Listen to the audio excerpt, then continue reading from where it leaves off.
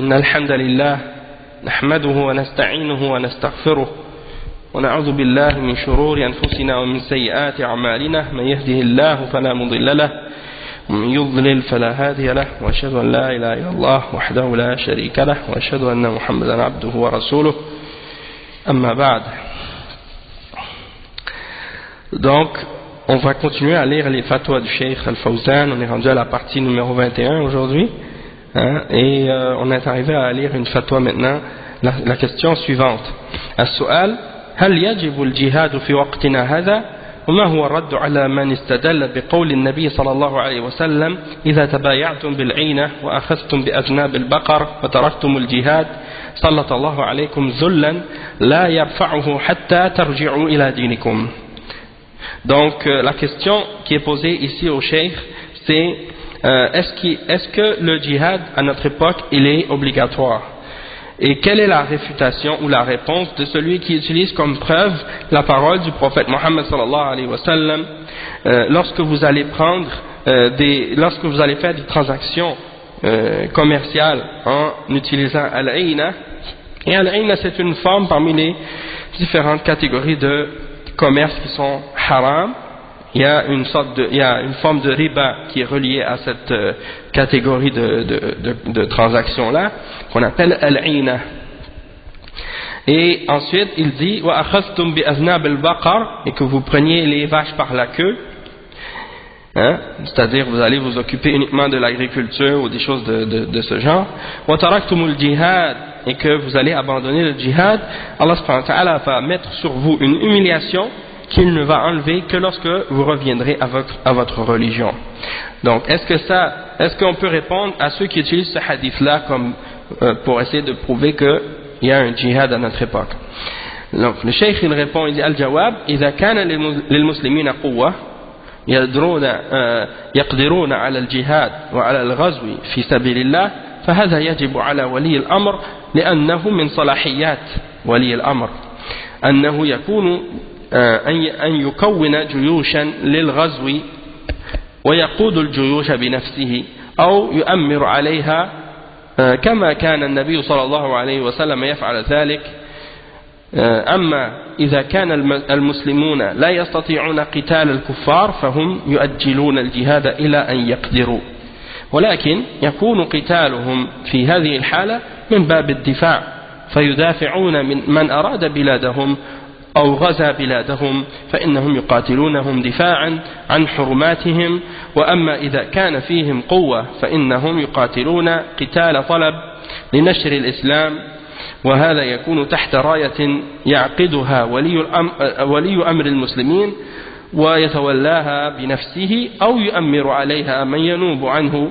وهذا شيء معروف في كتب الجهاد وكتب العقائد أن يكون مع الأمراء ويكون مع الأئمة هم الذين يتولون أمور الجهاد وتحت راية واحدة.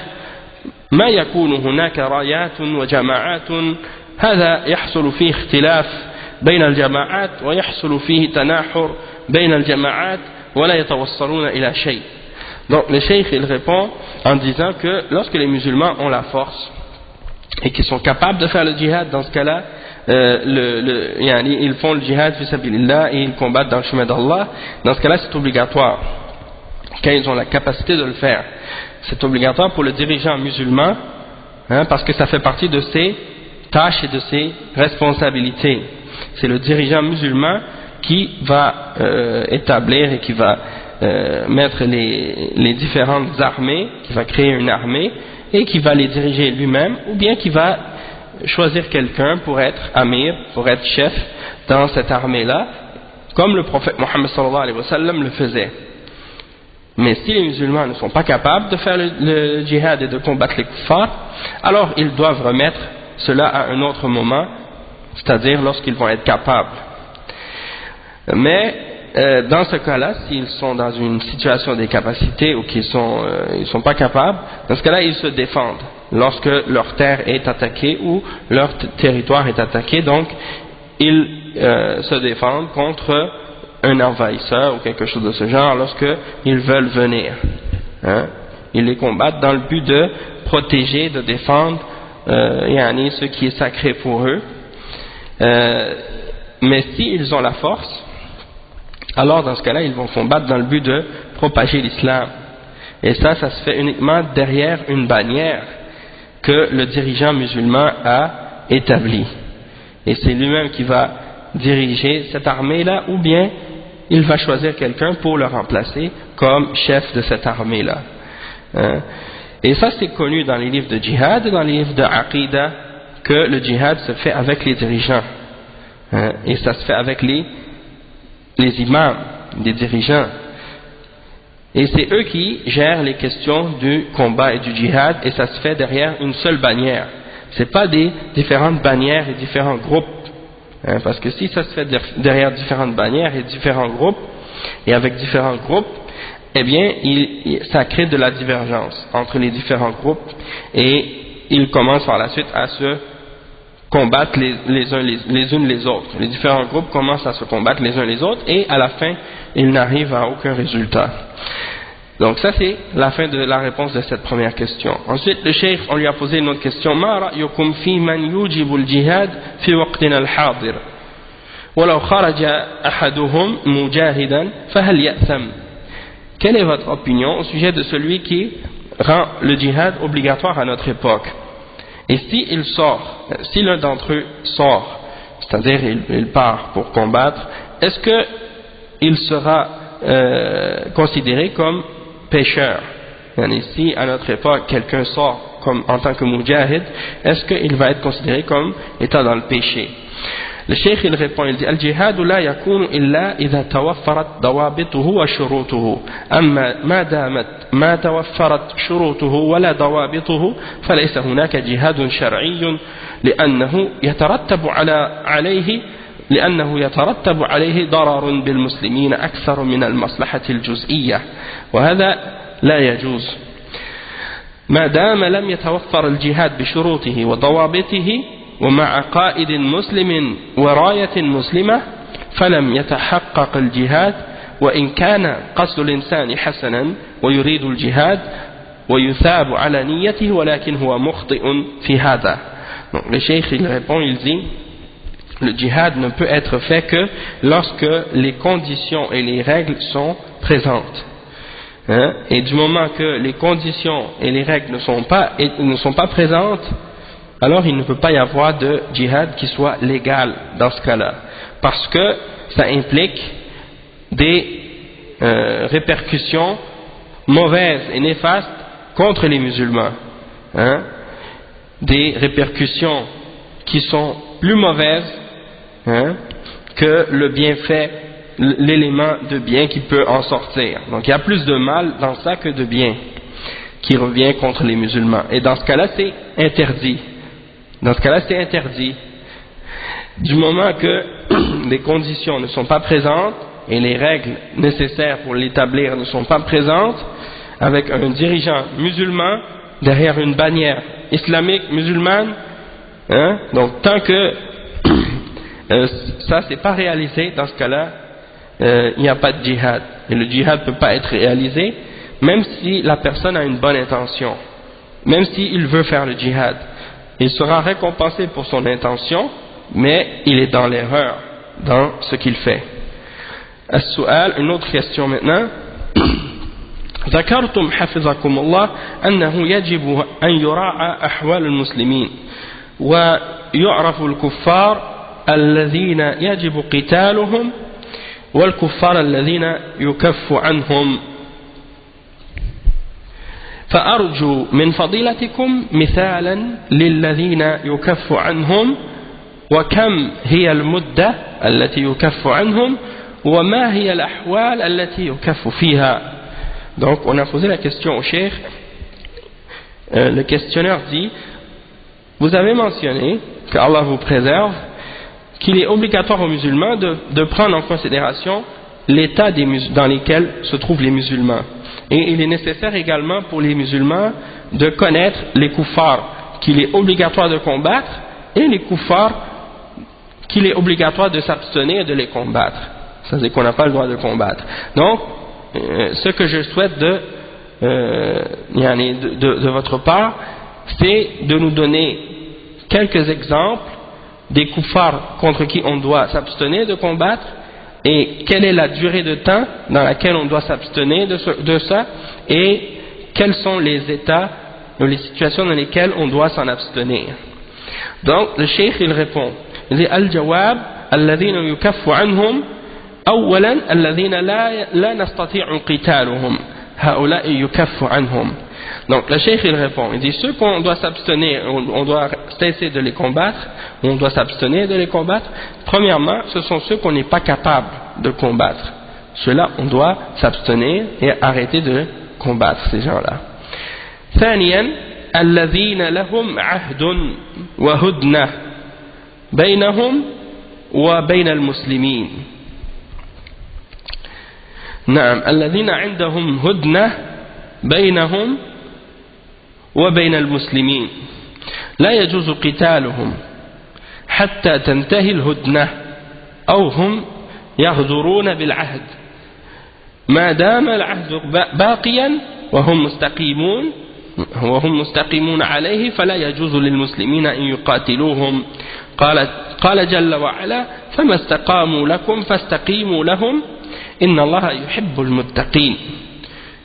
وإما تخافن من قوم خيانة يعني إذا كانوا معاهدين فانبذ إليهم على سواء إذا أردت أن تنتهي العهد الذي بينك وبينهم فإنك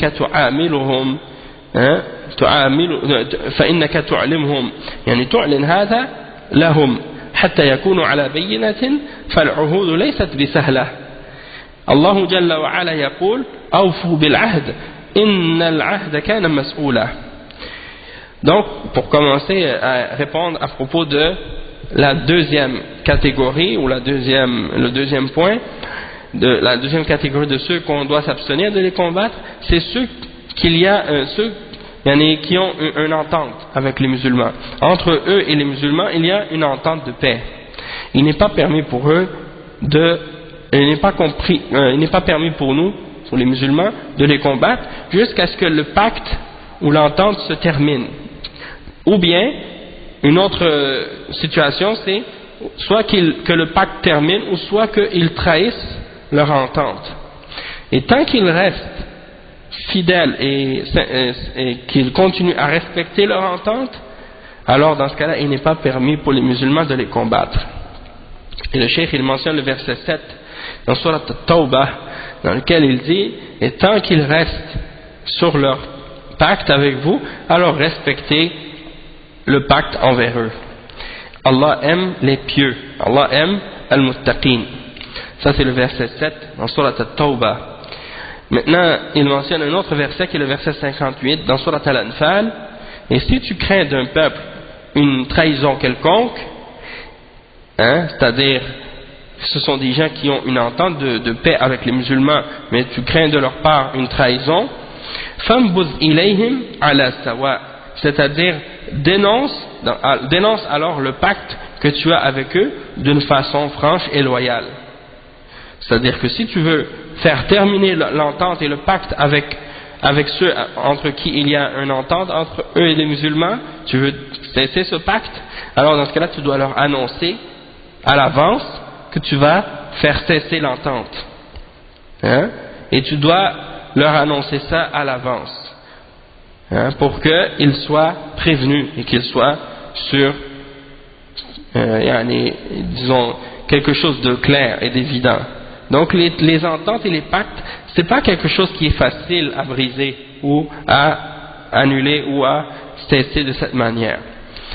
Et Allah subhanahu wa ta'ala dit justement à ce sujet-là dans le verset, ça c'est le verset 58 dans Surat Al-Anfal, et après il dit dans le verset 34 dans Surat Al-Isra, il dit wa awfu bil ahd, c'est-à-dire respecter les ententes. Les ententes sont certes quelque chose au sujet desquelles vous serez questionné. Donc le cheikh dit al-uhud la yajuzu naqduha illa bimubarririn shar'i ويكون هذا بإذن الإمام وبأمر الإمام الذي عقد معهم هذا العقد. هذا الذي يتولى العقد وهو الذي يتولى النقد عند المسوغ له، وهذا من صلاحيات الإمام وليس هو من صلاحيات كل أحد.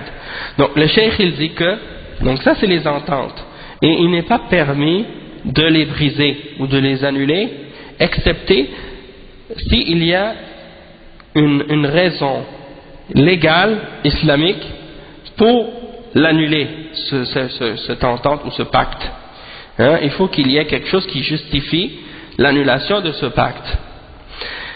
Et ça doit être fait avec la permission du dirigeant et selon l'ordre du dirigeant qui a établi ce pacte ou cette entente.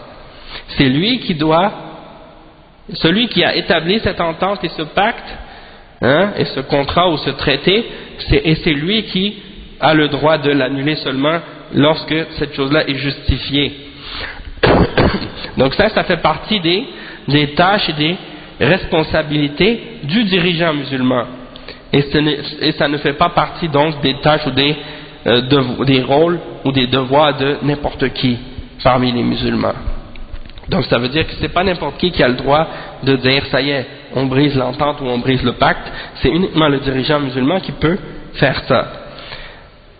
Ensuite, le cheikh, on lui a posé la question, as-su'al, ma hukm al-jihad fi hadha al-waqt? Wa alaykum salam wa rahmatullahi wa barakatuh. السؤال ما حكم الجهاد في هذا الوقت مع منع ولي الأمر؟ قال الجواب ليس هناك جهاد إلا بإذن ولي الأمر ولا يجوز الافتيات عليه ولا بد من راية ولا بد من إذن ولي الأمر لأن هذا من صلاحياته وكيف تقاتل وأنت لست تحت راية ولا تحت إمارة أو تحت إمارة ولي للمسلمين.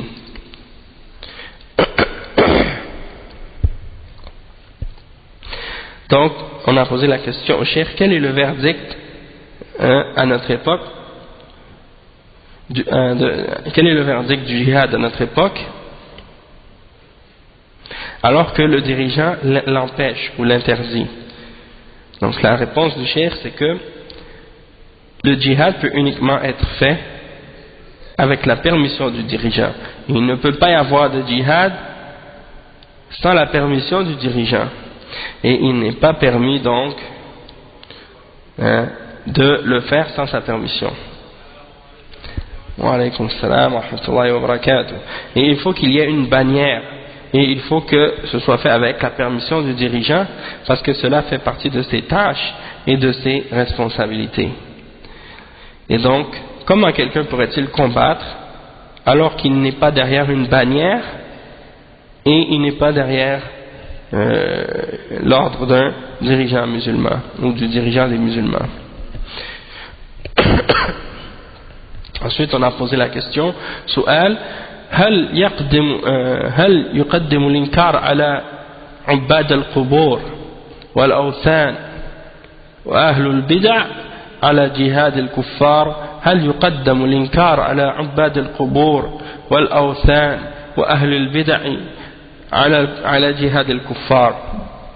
C'est-à-dire, on a posé la question au cheikh, est-ce qu'on fait précéder le fait de dénoncer ce que font les adorateurs des tombes et des idoles et les gens de bid'a au-dessus du djihad contre les kuffars? Alaykum salam wa rahmatullah. Et le cheikh il répond à ce sujet-là, il dit hum kulluhum kuffar عباد القبور كفار وما بينهم فرق وبين الكفار il dit وما بينهم فرق وبين الكفار ولكن ربما يقال إن عباد القبور مرتدون لأنهم كانوا مسلمين ثم عبدوا القبور فارتدوا فيعاملون معاملة المرتدين. Donc le cheikh il répond, il dit il n'y a pas de différence, ils sont tous des kuffars. Les adorateurs des tombes sont des kuffars il n'y a pas de différence entre eux et les kuffars. Et même que peut-être qu'on dit à leur sujet que les adorateurs des tombes sont des apostats. Parce qu'ils étaient musulmans, puis ils ont adoré les tombes, donc ils ont apostasié de l'islam, et donc ils doivent être traités comme des apostats. Ensuite, on a posé une autre question au cheikh à ce sujet-là. سؤال لو وعليكم السلام ورحمة الله لو أن رجلا خرج للجهاد ووالداه غير راضيين أو غير راضيين عن جهاده فمات فهل يعتبر شهيدا؟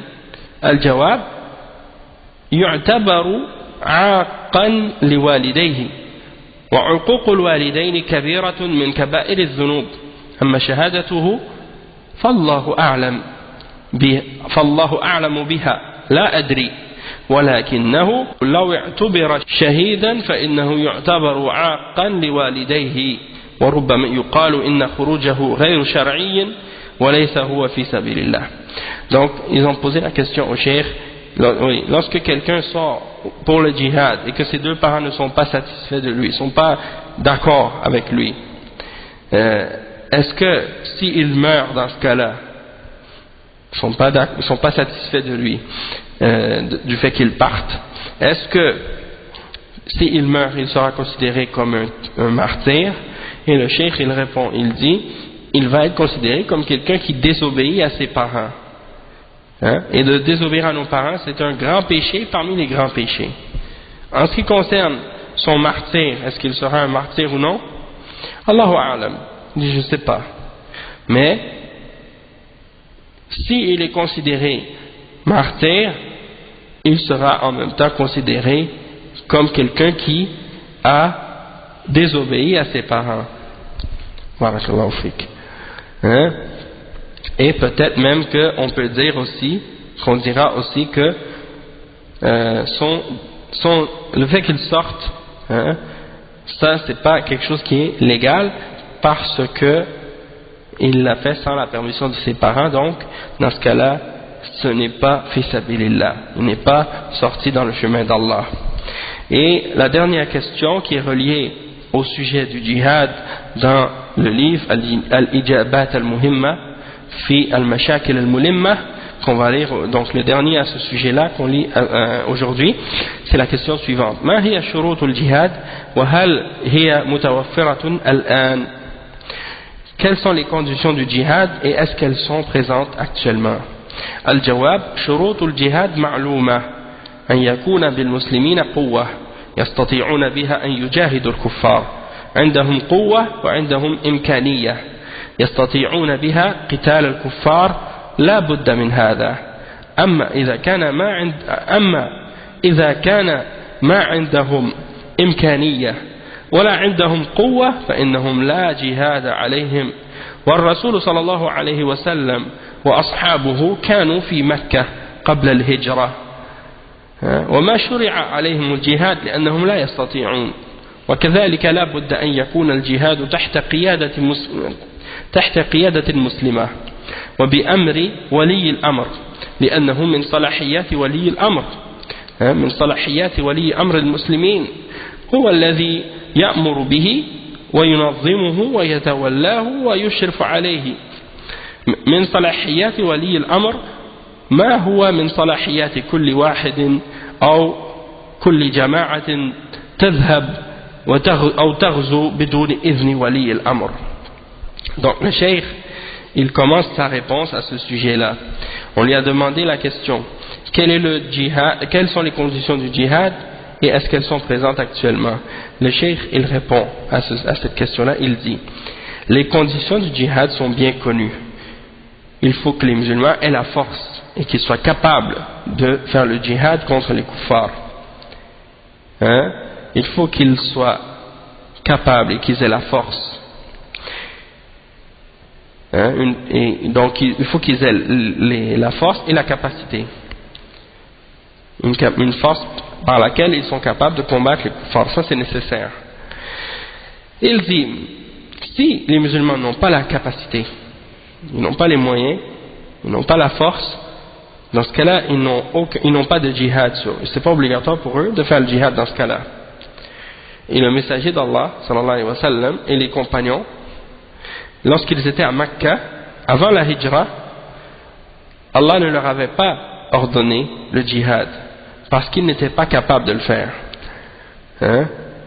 De la même façon que le djihad doit également être fait derrière la bannière ou derrière la dirigeance d'un gouvernement ou d'un dirigeant musulman, avec l'ordre du dirigeant, parce que ça fait partie de ses tâches, ça fait partie des tâches et des responsabilités du dirigeant musulman, et c'est lui seul qui peut l'ordonner, et c'est lui qui doit l'organiser et qui doit gérer ce djihad, et c'est lui qui s'en occupe et qui gère tout ce qui a rapport avec ça.